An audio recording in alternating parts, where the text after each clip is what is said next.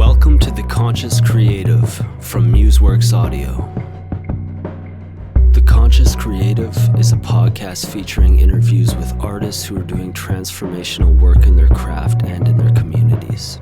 Join us as we discuss different artistic philosophies, give you brand new tools to bring back to your creative spaces, and build a community of artists dedicated to deepening their relationship with their craft. I'm your host, Mike Irish. Thank you for joining us. Mamarudegyal is a young mother, an artist, and a documentary maker. Hailing from Calgary, Alberta, she now lives in Vancouver, BC. She represents many demographics and strives to strengthen her community voice enough to make change in today's world.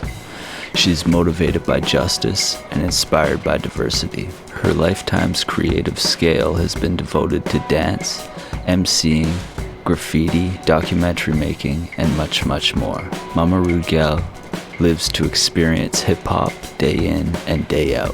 In this interview, we spoke about the origins of her group RudeGang Entertainment, her work in documenting indigenous hip-hop in Canada, as well as indigenous jewelry, feminism, and the impact that she wants to leave with her creations.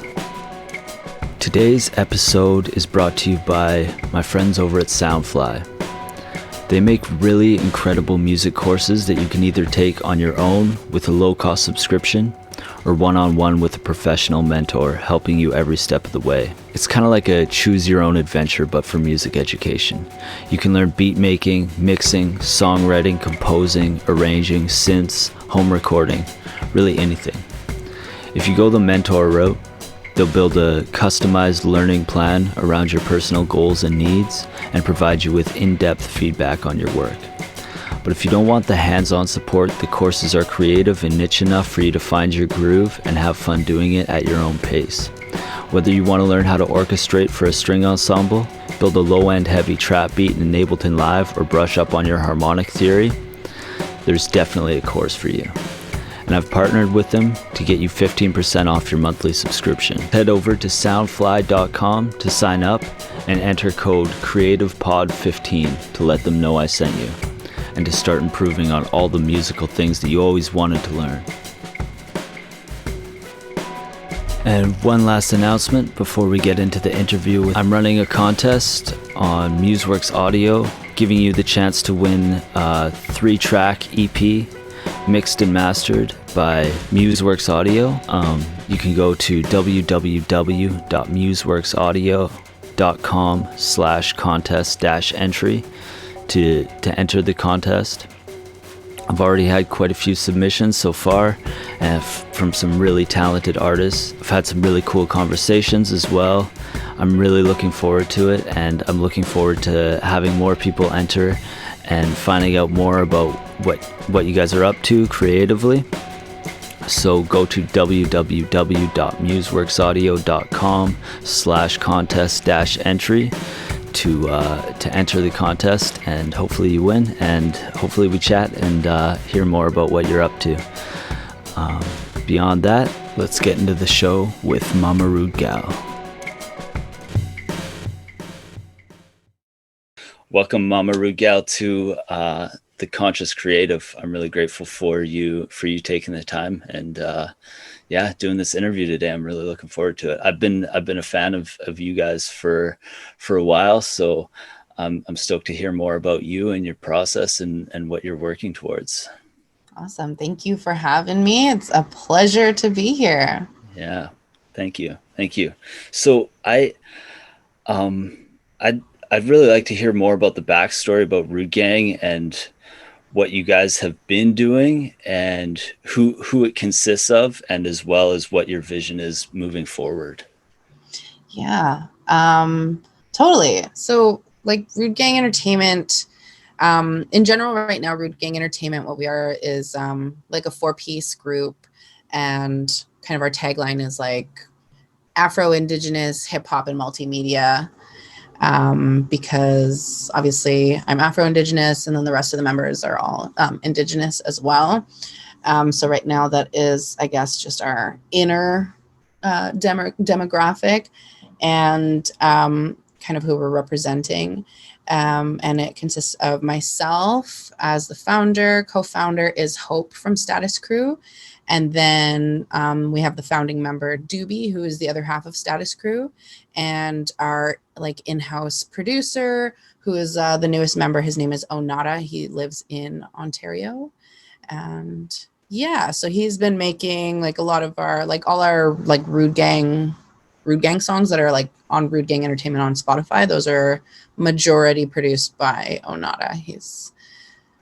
We're putting him to good work, and so that's the group. And it started basically because like I moved here from Calgary, moved to Burnaby from Calgary, Alberta. My daughter was like 3, and just super rough right away, and is real expensive here, especially compared to Calgary. And it was super rough, so I had to figure it out. And the only thing I could do was offer people within the music community like graphic design services. And I was like, I'll make an event poster for you for $50. I'm just like, we're like surviving off of oatmeal right now, and we really just want like some chicken or something. So like, so I'll make a poster for you for $50, and then there we go. And I can go run a Safeway right now, and everything's all good. And so that's kind of how it started, and it's snowballed pretty much. I just like, I'm a roll with the punches kind of gal. So that's kind of how we got from there to here, I guess. It's just been kind of going with the flow since then. Wow. Cool. That's a very intense origin story. Yeah. What sort of are you guys working towards, would you say? Yeah, I guess in terms of as a group, what we're working towards, I'd say we're just looking to be really sustainable, like self-sustainable, and be able to, like, all 4 of us just like feed ourselves and our families and pay our bills and be happy with the work that we're doing at the bare minimum. I mean, that's what we're aiming for and striving for, and that's hard enough as it is in the world of hip hop. So that's we're just trying to make realistic goals right now. But of course we do have like big goals. But I'm also like, I'm a Blackfoot woman, and we're very superstitious. So I tend to move in silence, because I feel like if I talk too much on like certain goals that I have, then it just kind of wears out the something. I don't know. It just doesn't feel right. So that's why I tend to move in silence. But okay. Yeah. I won't pry too much. I'm like really good at answering, and like, I'll give you a good answer, even if it's not the full answer. Yeah. So last year you released a documentary called The Foundation, Indigenous Hip Hop in Canada. And yeah, I really enjoyed it. I just watched it in the past couple of weeks. Really, really cool. How did it feel in the journey of creating it and upon the completion of it as well? Like, what was that whole journey like? It was intense, because I mean, I feel like I actually started in film with documentary, but I was in like a camp and I was 13. So we were heavily coddled through the process back then. And so since moving here, I've just mostly been doing music videos. And so taking on a project of that size was definitely an undertaking, but one that I was like, also like it just made sense. Like we had already gotten a grant at the time. We were mid-production on Redman, Hope's Redman music video, which was also Story Have funded. So we had gotten 10,000, and then they released this Indigenous Storytellers grant, 20 grand for a short film or documentary. And I was like, we could totally just do Indigenous hip hop. Like, we know, like, we're tight with Quentin and Darren from Snotty Nose. We're tight with Kenny and Ronnie. We're tight with like Rex. We're tight. It's fine. Like, we can do this. I've been tight with Dreeza since before I moved here. So it's absolutely completely like, it just made sense. So we applied, and we assumed like there's no way they're going to give us 2 in a row. Like there's no way they're going to say yeah. But they already gave us 1, but we got to try. And so we did, and then we got it. And so that was actually pretty surprising to us, because we genuinely weren't expecting them to say yes. And so, yeah, so we got that, and that was really exciting. And we got to spend some good time with like Boslin and Snotty Nose Res Kids in our spot. And we had everybody come into RudeGang Entertainment Studios for their interviews, almost everybody. We also had, we had like 100% indigenous cast, obviously, and crew. And we had all female camera operators. We were joined by Indie City in Calgary, who they actually are the ones who designed these earrings. And so they do like fashion. They also do multimedia as well.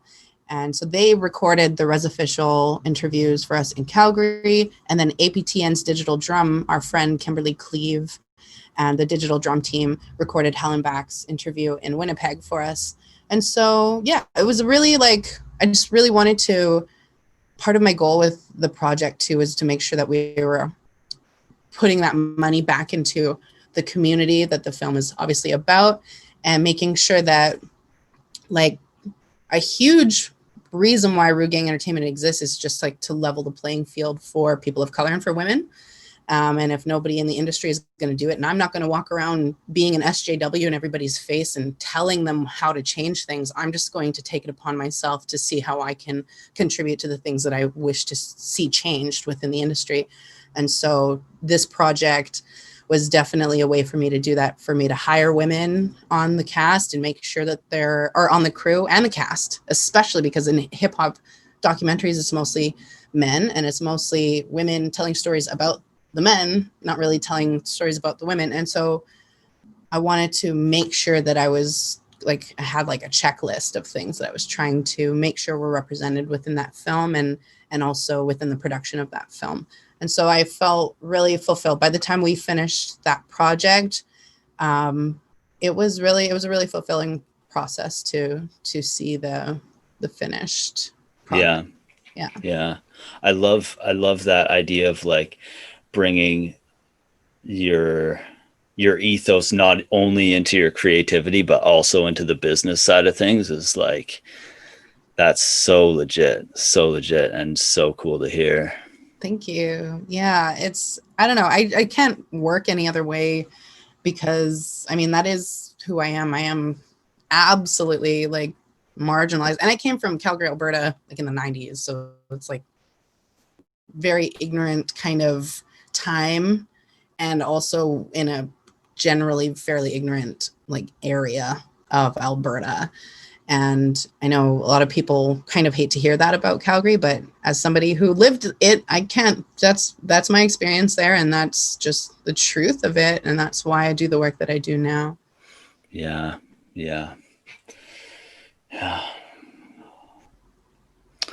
Oh. So you opened the Clockwork Cipher with a line that I think about often, and I've been doing. I don't want to get into what I've been thinking, because I want to hear from you. So you said you can hear the matriarchs in my rhymes, and I would really like to hear what you're trying to get across with that line.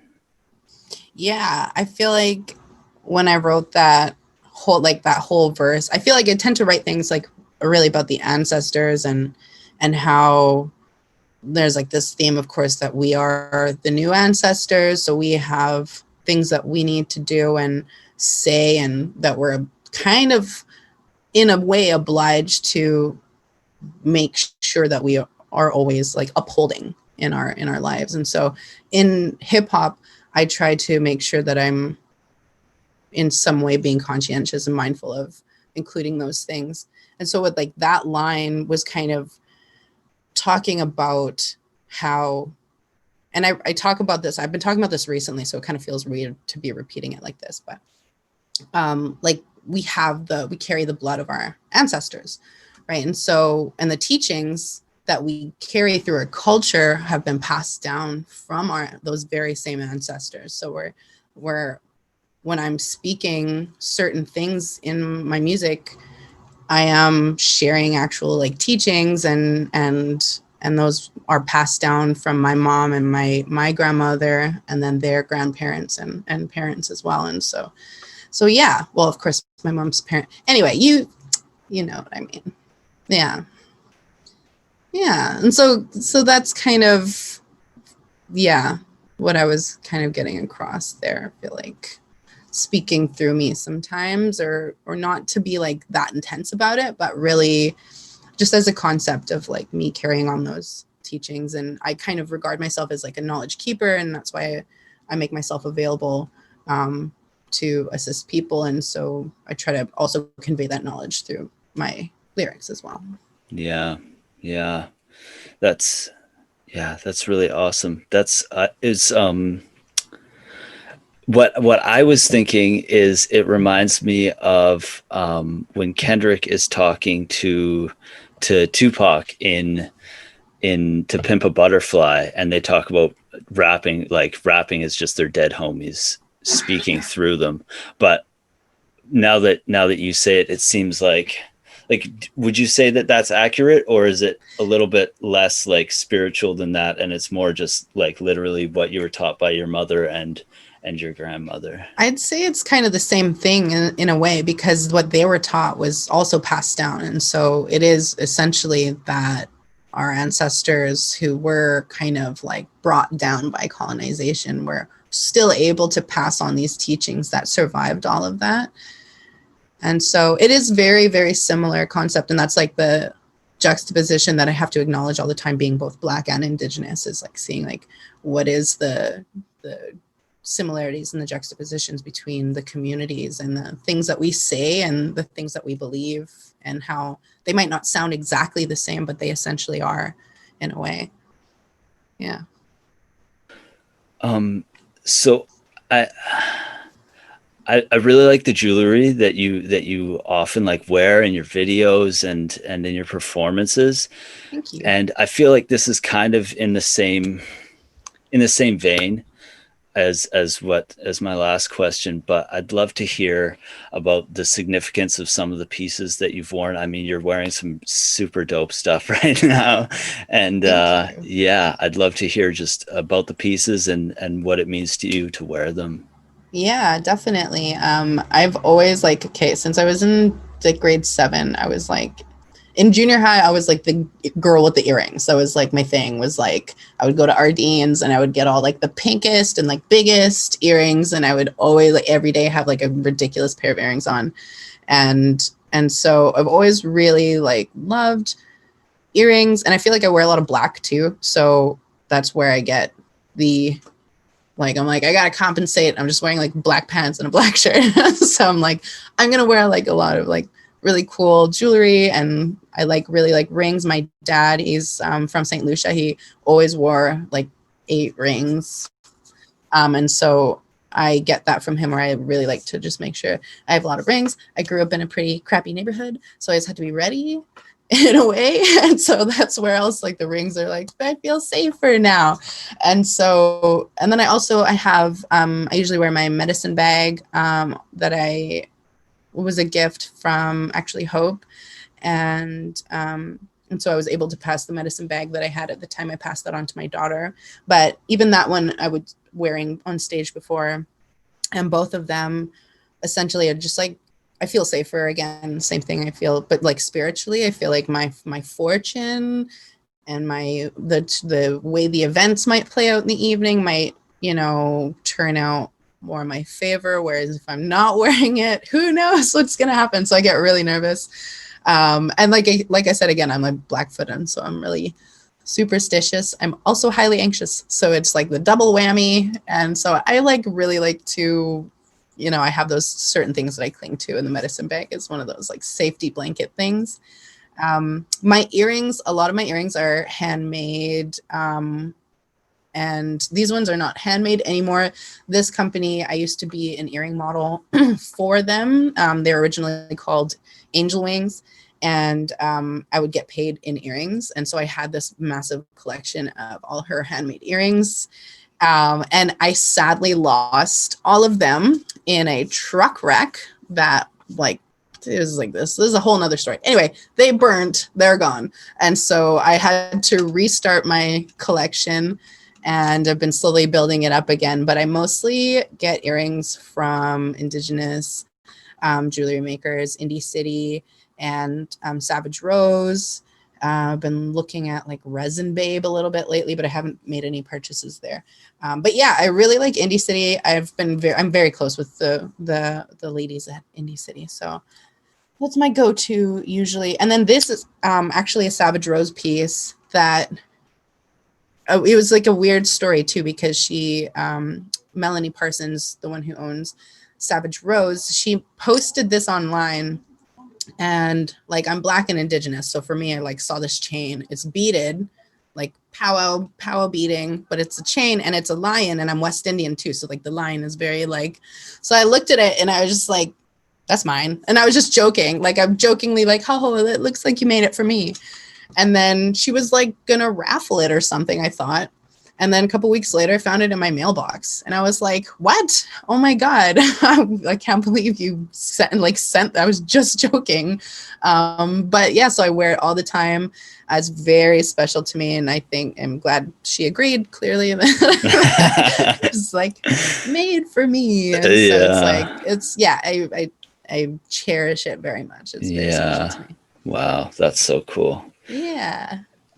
Just maybe you could explain what a medicine bag is for the audience. Sure. Yeah. So many different indigenous cultures, not all of them, of course, but the majority of them all have a medicine bag, which is it's like a pouch that's made of buckskin. And inside we keep medicine such as sweetgrass, sage, cedar, or even like stones and minerals and things, or like bare teeth or claws or something like that. And then we just wear that around ourselves, as I guess it's like, our religious kind of like it would be like the equivalent, I guess, of wearing like a cross all the time. For the people who wear crosses all the time, I guess it would be kind of maybe a similar. I'm fully acknowledging the irony of making that comparison right now, but it's the best way for me to convey the importance of the item. So I will acknowledge the irony as well. Just to be clear. So I really like what you post on social media. I've been a fan of you guys for a while, and I've been following you guys, and I really enjoy the things that you post on social media and the way that you stand for women's empowerment in really like all avenues. It's not there's no exclusivity, whether women are expressing themselves through like righteous anger or like overt sexuality. You just stand to empower that entirely. And I'd really like to hear how you came to this stance that you have, and how it feels to make that stand in hip hop as well. Yeah, I mean, I was raised, and I feel like this is a very common story for so many people from marginalized communities, but I was raised in a household of all women. I had like a few male cousins, but and every now and then we did live with our cousins, but they were young, so they weren't men. It was all women. And so that was all I knew. Like I feel like still like I don't necessarily know how to act around men sometimes, because I just didn't have a huge amount of exposure to a lot of different men when I was growing up, and didn't meet my dad until I was about 3 years old. And so my mom, she's like a psychology major and cultural anthropologist major. These are the things she was studying when I was like 3. And when I was learning how to read, I would read the titles of her books on like her little bookshelf, and eventually, I would start kind of flipping through them. And I got to a certain age where my mom, because my mom is indigenous and half Celtic.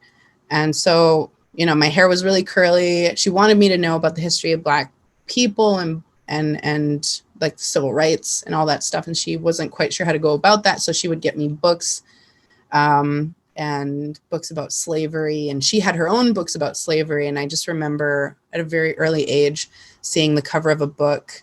And an image of this woman went viral recently because some very, very wise fashion designer used this image on a dress for some reason, but of a Black slave woman with like those weird muzzles on. And I remember being like really small and being like, what am I looking at? Like, what is this? And then that may have been even what sparked her like interest in buying me my own books, because I just remember being like feeling very shocked, like internally, like, oh my God, like who's doing that to her and why? And realizing that how widespread that was.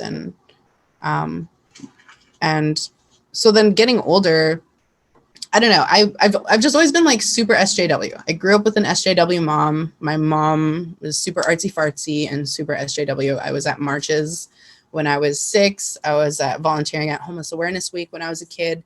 So it's like just this collection of like all these different values, and ethical, like is always a conversation about like ethics and people and why everyone matters and not just like certain people and people with, like I was an HIV AIDS warrior when I was like 12. We'd go to events and hand out pamphlets about HIV and AIDS.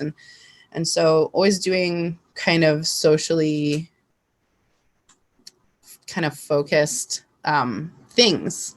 And as I got older and had my own different conversations with like boys, like young boys, and I had different interests. Like I wanted to do motocross when I was really young.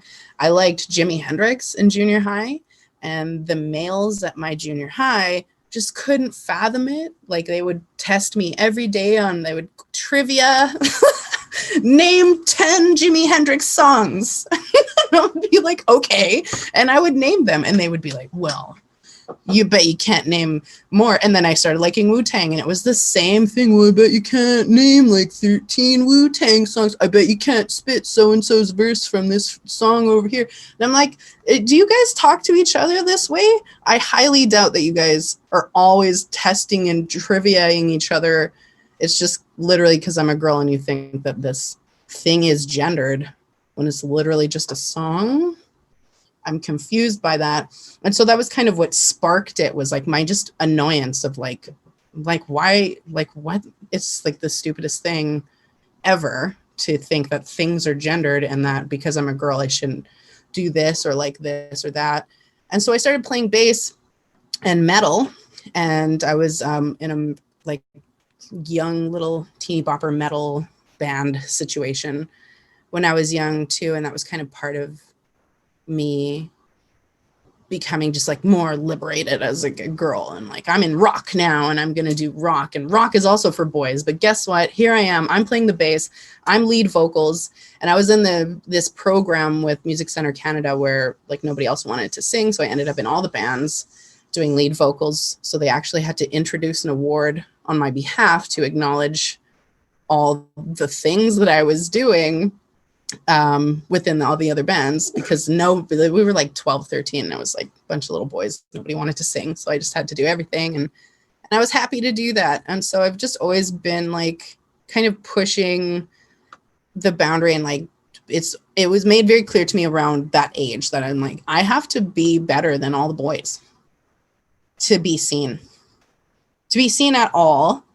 I have to be better than all of the males in this room who are my age and who are trying to do the same thing as me. Otherwise, I will be relegated to the sidelines. There will be jokes made at my expense about why I'm there. Am I a groupie? Who am I sleeping with to be there? Like blah, blah, blah. So I have to be way harder beast than all these dudes. And so, yeah, it was just like, I don't know, over the years, acknowledging all the atrocities that were also happening all over the world, and learning about femicide, and you know, my mom worked at WAVA, which is like a rape prevention and counseling society, and You know, the phone is ringing around the clock at these places. Like, these are real things that are happening.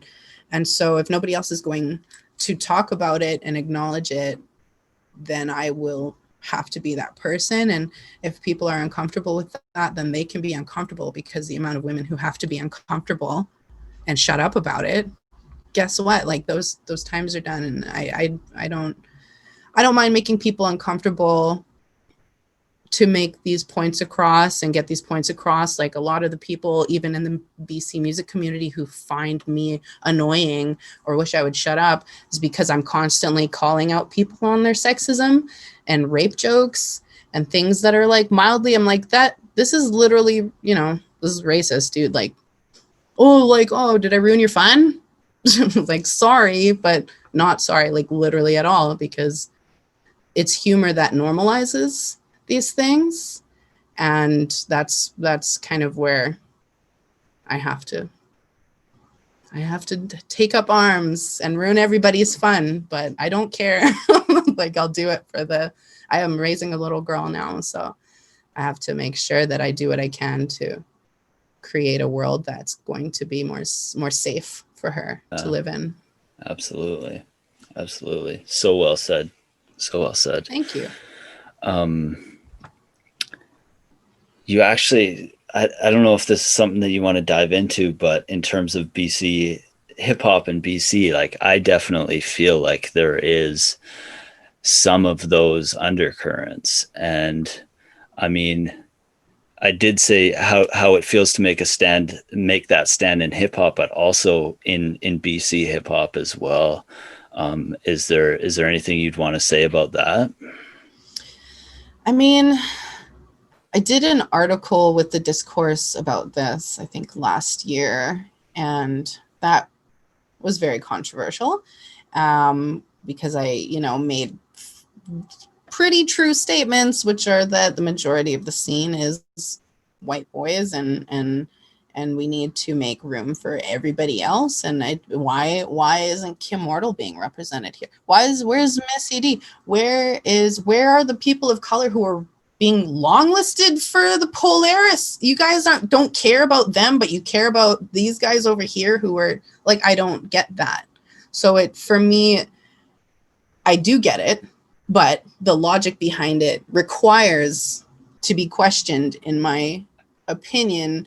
And you know, there are very controversial statements that are said that I completely agree with, which are that, you know, and this is a lot to do with colonization and the residue of white supremacy lingering in society, which is that white mediocrity is celebrated, and Black and Indigenous excellence, we have to work 20 times as hard to get just a glance. You know what I mean? Oh, I see what you did over there. Anyway, oh my God, this guy is blah, blah, blah. You know what I mean? And what did that guy do? Not much. He made a music video of himself standing in front of a wall. There's a girl over there shaking her ass like the other 20 music videos.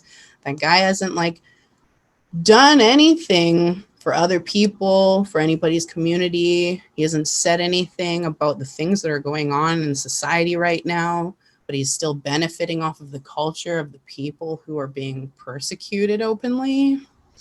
Kind of stupid. So there's a lot to be said about that. And I feel like it's one of those things that has to be addressed. And then for the sake of our energy as people of color, we have to step back and let the conversation happen and let people educate themselves and each other, but no longer really taking on those roles of feeling like it's my responsibility to help you understand these hundreds of years worth of history that you could Google, but you demand that I tell you right now, or else I must be wrong. That gaslighting that's always happening it's like narcissism at its finest, and it's silly. Like, we know the history, acknowledge the history. Like, it's there. We all know what happened, and you're going to pretend that we're just making stuff up or choosing to complain. And it's like these things that are not resolved, we're trying to resolve them through dialogue and through representation and through tackling the where is white supremacy still present, and where are we not safe? Because guess what? We're not safe where it's still present. So the whole, again, like, and I don't mean to be super specific, but the whole conversation about like BC Underground hip hop and the group and going in there, and that's constantly a conversation that pops up. But it's like, if every single time a person of color goes into this space and says, hey, I don't feel represented, and then all the non-melanated people turn around and start pointing their finger and going, you're just a fucking blah, blah, blah, you're just so stupid, blah, blah, blah, and laugh reacting anything and deflecting and gaslighting, well, why would we want to go in there? We don't want to go in there. We don't feel wanted in there. We don't feel represented in there. We don't feel safe to speak our mind in there. So, and like, that's the point of a forum, right? And so I think that there are lots of things that need to be addressed, but I will give benefit of the doubt. I know that they're working on it. I know that it can be hard to understand the nuances of being legitimately like woke and progressive and inclusive. And I can understand the annoyance behind feeling like you're wrong all the time. I can understand those things. Like that's legit as well. But we all have work to do. We all have unlearning to do. And so do I, we all do. Yeah. In our own way. Yeah. Yeah. It's been a big theme this year for sure. Mm-hmm. For sure. Yeah. I think that kind of leads into the last question that I want to ask you is what impact that you want to leave in the world with your music, or I don't even want to say just with your music, but I mean with your business, with your music, and with all of your creative outlets. That's a really cool question. I think that, so like when it comes to my business and with RudeGang Entertainment and the work that we're doing there, the way I wish to like impact, or the impact that I wish to have anyway with this work, is that when we're not able to continue this work, that the work is continued, that this becomes not the norm, but like really level the playing field. Like it's not hard to be inclusive in your business. It's not hard to find women who have the same skills as men. It's not hard to find people of color who have the same skills as XYZ. So like, let's stop, let's cut the crap, and let's just be inclusive. It's really super, super easy. And so I really want that to be a lasting thing that stays in the community and is carried on. I'm hopeful for that. With the films that we make, and especially with the last one that we made, which is called Let Them Speak, we really are hoping, they're documentaries. So we're documenting moments and information and parts of history, essentially. And we hope that these films will stay, in the minds of at least some people for a good amount of time, and have some good impacts on spreading information and helping people understand indigenous history and the history of colonization and the real nuanced impacts of colonization outside of drunks or alcoholism, and like what is really going on there, though, other than just drunkenness, like breaking it down and really hoping that we can combat, again, that lasting colonization and the attitude of residual white supremacy, and combating that with knowledge and truth and the actual truths. Yeah, absolutely. Yeah. I can see that 100%. Yeah. Just before we wrap it up, is there anything you want to say to the audience about where they can get at you? Anything you have coming up? yeah, that kind of thing. Definitely. RudeGang Entertainment, we've been very busy during the crazy times. And so, yeah, there's a lot to look out from RudeGang Entertainment. Recently, Hope released his album Red Man. I guess it wasn't that recent, but definitely still check that out. We kind of released a whole bunch of music videos for that after the fact, and we're very proud of a lot of them. One of them was filmed in New Orleans, so that was really cool. Apollo 420 is the album coming out next from RudeGang Entertainment. Doobie's next solo album, his first full album, I believe.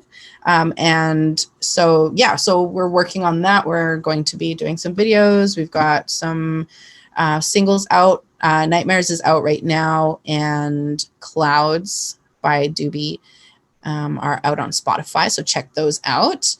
What else? We just released The Hollows Volume 3, which is our annual Halloween cypher. So we always do a music video for those, and they're kind of spooky.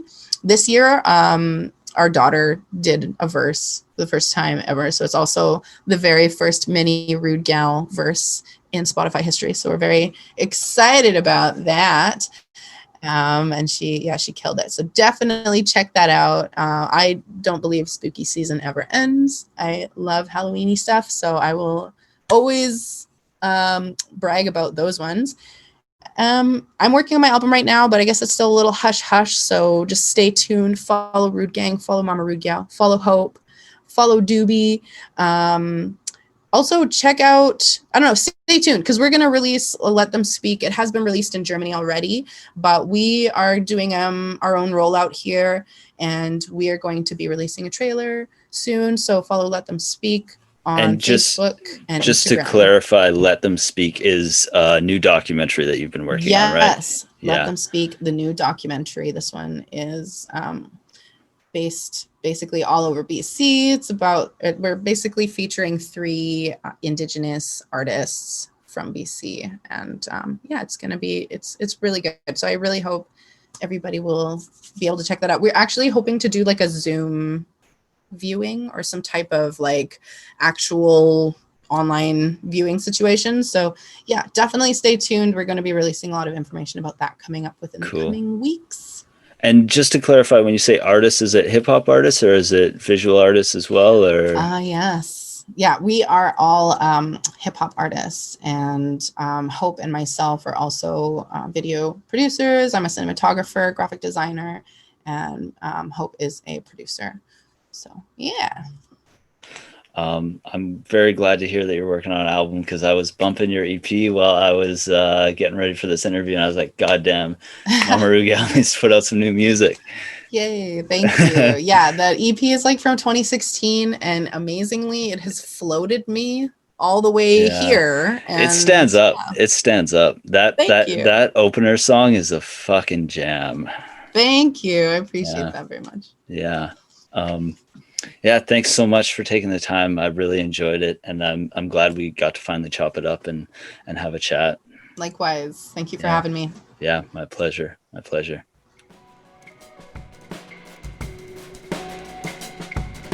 I want to thank again Mamarudegyal for coming on the show, and also I just want to break down a couple things that I noticed in the interview and that I took away from it. So one thing that I think she does a really good job of is using not only her music but the business side of things as a way to impact the world. I think it's important to remember that business can be molded and shaped in a way that is a benefit to everyone, as opposed to just a profit-orientated endeavor. The way she took the grant money and ensured that it was distributed throughout her community, as opposed to just hiring the cheapest people she can find. And something else that I thought is really interesting is just the way that she carries the lessons taught to her by her mother and by her grandmother, and she brings those lessons into her music. If you feel like you have great and valuable lessons that can and should be shared, then doing that in your music is something that maybe is not thought of as cool or thought of as trendy, but I think can be really beautiful. Reminds me of a song called Outfit by the Drive-By Truckers, where Jason Isbell breaks down all the lessons that his father passed on to him, and it's been one of my favorite songs over the past few months. Thanks for listening, and if you enjoyed it, please follow me on Instagram at MuseWorksAudio. Check out my YouTube, and subscribe to the show if you're enjoying it. So yeah, thanks so much for listening, and take care.